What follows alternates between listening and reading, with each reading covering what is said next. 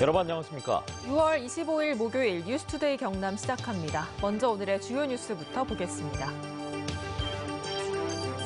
하동군을 비롯해 곳곳에서 지리산 산악열차를 추진하고 정부도 관련 논의를 시작하자 지리산 훼손을 우려하는 쪽에선 강하게 반발하고 있습니다. 관광 활성화를 위해 도입된 통영 욕지도 모노레일이 개장 6개월도 안 돼 운행이 중단됐습니다.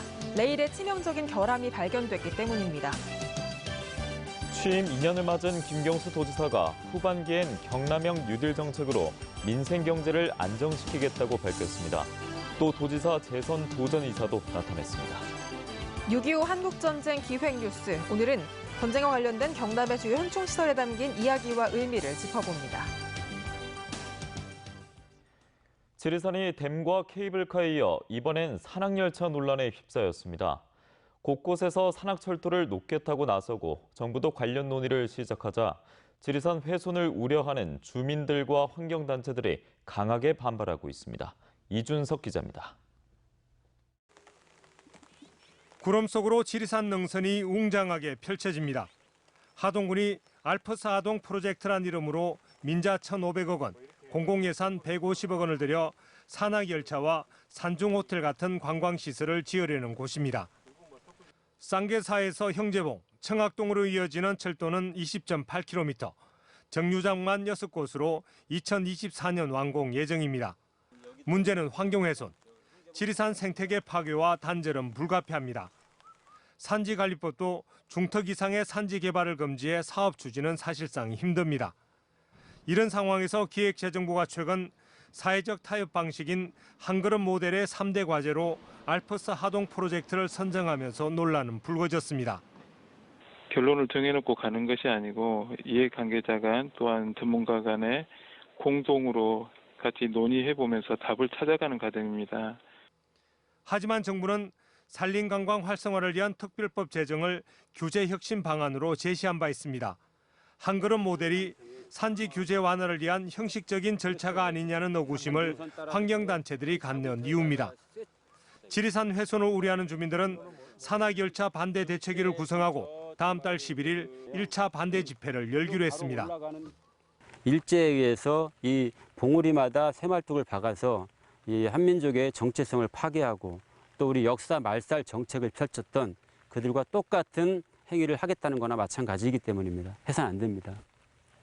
산악철도를 놓겠다는 곳은 이곳 하동뿐만이 아닙니다. 지리산 케이블카처럼 곳곳에서 추진하고 있습니다. 전북 남원시는 2013년부터 지리산 산악철도 건설을 추진해왔고 김태호 국회의원은 아예 경남과 전남북을 잇는 산악철도를 공약했습니다.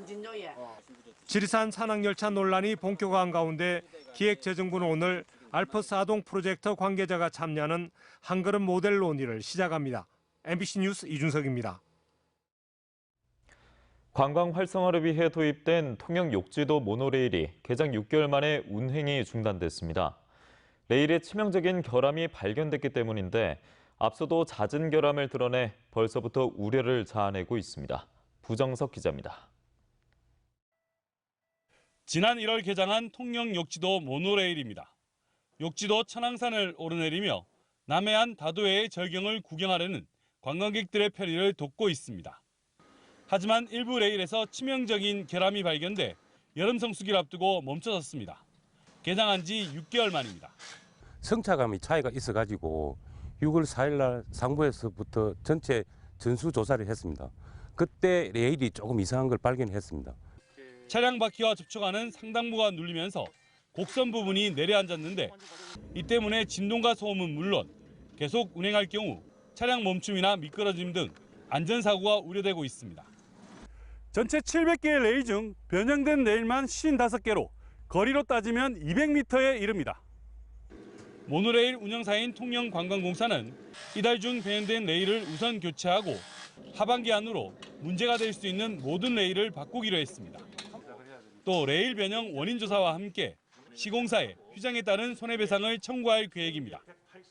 비용 부분이나 어떤 손해가 발생한 부분들에 대해서도 엄중한 책임을 묻고 또 이런 또 원인 규명을 해서 다시는 이런 일이 일어나지 않도록 대처하겠습니다.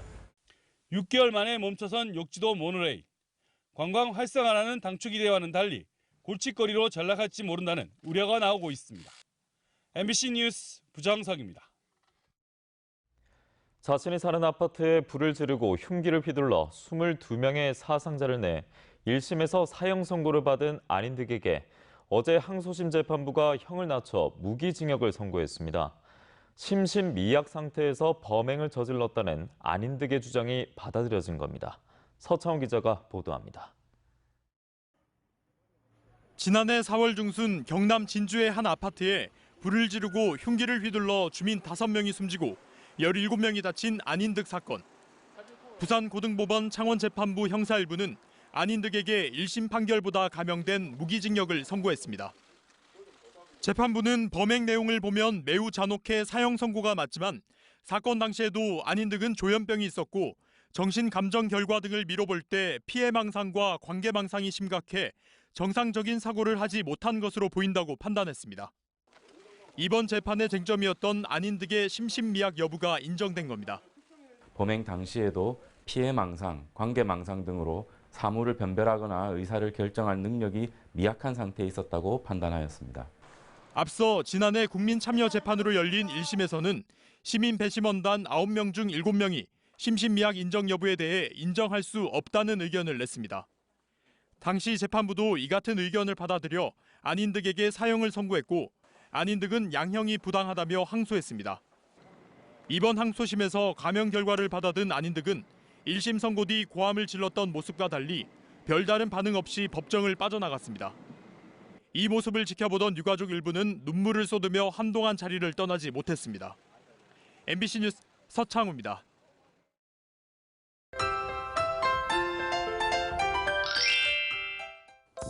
절기상 단오인 오늘 비는 현재 대부분 지역에서 소강 상태를 보이고 있습니다. 아침까지 경남 남해안과 서부 내륙 지역은 빗방울이 떨어지는 곳이 있겠는데요.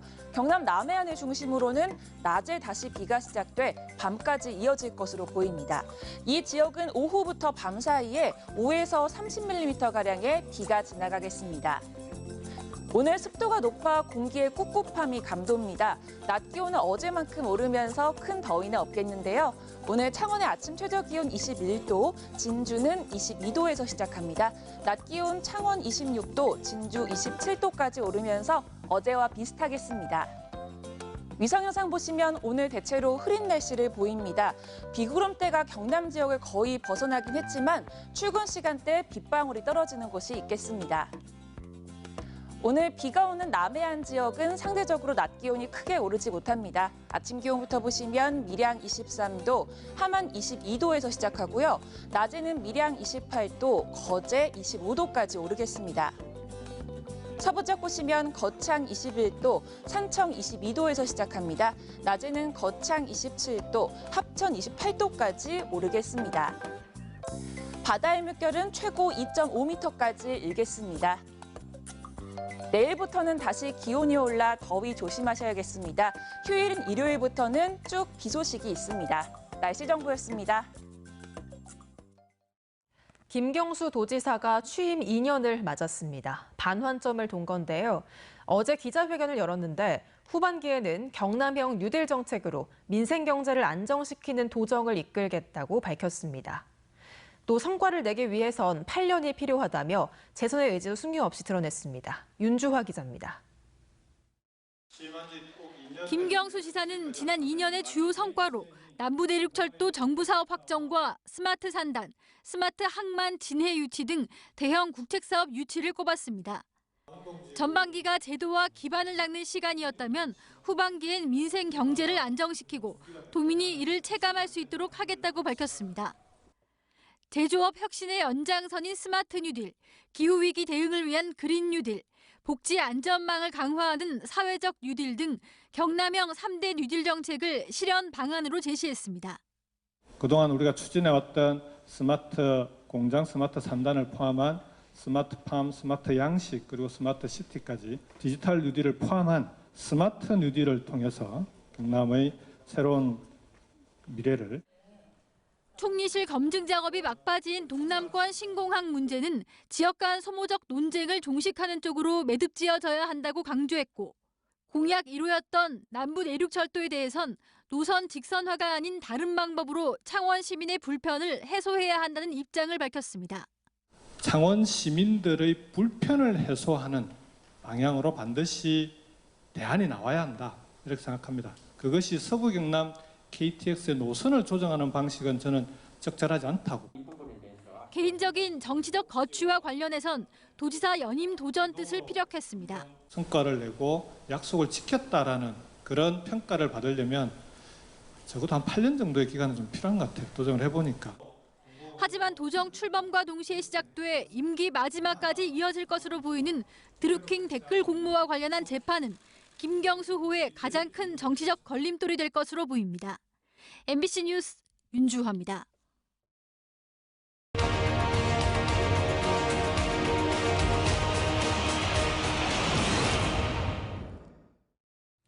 오늘은 6월 25일입니다. 6.25 한국전쟁이 일어난 지 꼭 70년이 되는 날인데요. 오늘은 6.25 전쟁과 관련된 경남의 주요 현충시설에 담긴 이야기와 그 의미를 이재경 기자가 보도합니다. 한국전쟁 참전 당시 20살이었던 미 해병대 장병 러스터 씨. 생사를 넘나드는 전장에서 다행히 목숨은 건졌지만 오른쪽 팔을 잃었습니다. 전쟁의 아픔을 잊지 못한 러스터 씨는 지난 2012년 생을 마감할 때까지 한국을 찾았습니다. 마을 주민은 죽어서도 한국에 묻히고 싶어 했던 사람으로 그를 기억하고 있습니다. 내가 죽거든 저 지산 구진산 만등이에 참 묻히고 싶다. 그것도 북대군 포사령관 노석송이가 죽었던 그 자리에다가 자기를 묻어달라 그런 얘기를 유언삼아 항시 얘기했어요. 16년 전 창녕군 남지읍에 들어선 박진 전쟁기념관. 러스터 씨가 참전했던 창녕 박진 전투의 역사가 보존된 곳입니다. 이곳에는 낙동강 방어선을 사수하기 위해 사투를 벌였던 박진 전투에서 사용된 각종 무기류 120여 점이 전시돼 있습니다. 부산을 점령하기 위한 교두보로 진격을 해온 곳입니다. 당시에 굉장히 치열하게 유엔군에서 우리 창녕 지역을 사수함으로 인해서 북한군을 막아낼 수 있었고, 유엔군 반격작전의 첫 승리로 평가받는 마산 진동리 지구 전투. 해병대 창설 이래 가장 큰 전공을 남긴 전투로 기억되고 있습니다. 하지만 기념관 건립 사업이 부지와 예산 확보 문제로 10여 년 동안 표류하면서 지역 사회에서도 차츰 잊혀져 가고 있습니다.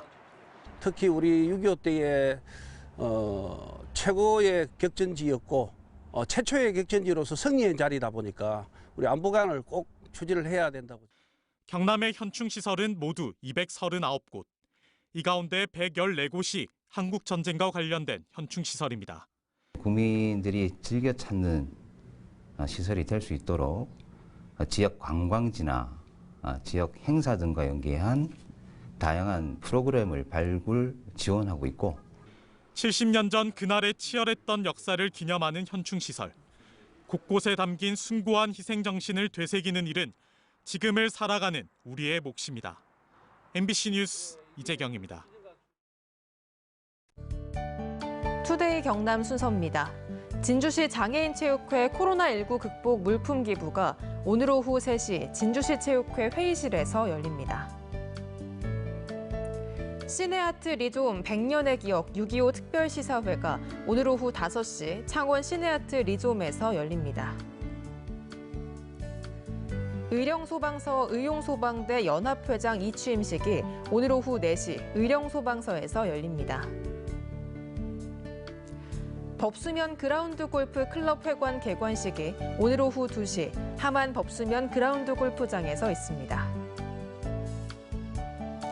2020년 사랑의 축산물 정나눔 행사가 오늘 오전 10시 합천축협 전자경매시장에서 펼쳐집니다. 서부경남 공공의료 확충공론화 도민참여단이 공공병원 신설에 95.6%의 압도적인 비율로 찬성했습니다. 최근 경남농업기술원에서 펼쳐진 제2차 도민토론회에서 도민참여단은 다양하고 수준 높은 의료진을 갖춘 병원과 응급외상, 심내혈관 등 중증 의료를 필수 의료 과목으로 선호했고, 접근성과 의료 취약성 개선 효과 등을 위치 선택 기준으로 꼽았습니다. 3차 도민토론회에서는 공공병원 설립 후보지 두세 곳을 추천받고 취약 지역에 대한 대책 등이 논의됩니다. 오는 9월 개최 예정이던 함양 산삼 항로화 엑스포가 내년 9월로 1년간 연기됩니다. 김경수 경상남도지사는 어제 도청에서 펼쳐진 취임 2주년 기념 기자간담회에서 코로나19 상황에서 엑스포를 개최하기에는 여러 가지로 무리가 따른다며 이사회를 통해 내년으로 1년간 행사를 연기하기로 확정했다고 공식 발표했습니다. 지난 4월 합천의 한 정신병원에서 간호사가 장애인 환자를 넘어뜨려 숨지게 한 사건과 관련해 경남 장애인 자립생활센터 협의회 등은 어제 기자회견을 갖고 경상남도가 해당 병원을 즉각 폐쇄하고 진상규명에 나서야 한다고 주장했습니다. 이들은 또 정신장애인들이 병원이 아닌 지역사회에서 인간다운 보통의 삶을 누릴 수 있도록 경상남도가 탈원화 지원 체계를 마련해야 한다고 덧붙였습니다. 경상남도는 직무 관련 법인으로부터 경비를 지원받아 국외 여행을 다녀온 고성군 공무원들에 대해 고성군의 경비 전액 반납과 징계 처분을 요구했습니다. 고성군 공무원 A씨는 작년 7월 고성군 교육발전위원회로부터 300여만 원의 경비를 지원받아 공무 국외 여행을 다녀왔습니다. 이 밖에 공무원 2명은 공무 국외 여행 허가 없이 교육발전위원회로부터 여행경비 전액을 지원받은 사실도 도 감사 결과 드러났습니다. 경남도의회 더불어민주당 소속 도의원들이 의장단 후보 선출을 놓고 집안 싸움에 빠졌습니다. 민주당 의원들은 어제 긴급 의원총회를 열고 김하용, 장규석 의원이 당내 경선을 거치지 않고 본회의에 의장단 후보로 등록한 것과 관련해 이들의 선출을 막는 방안을 논의했습니다. 앞서 민주당 경남도당은 민주당 송호성 원내대표가 김 의원과 장 의원에 대한 징계 요청에 대해 제명을 결정한 것으로 전해졌습니다.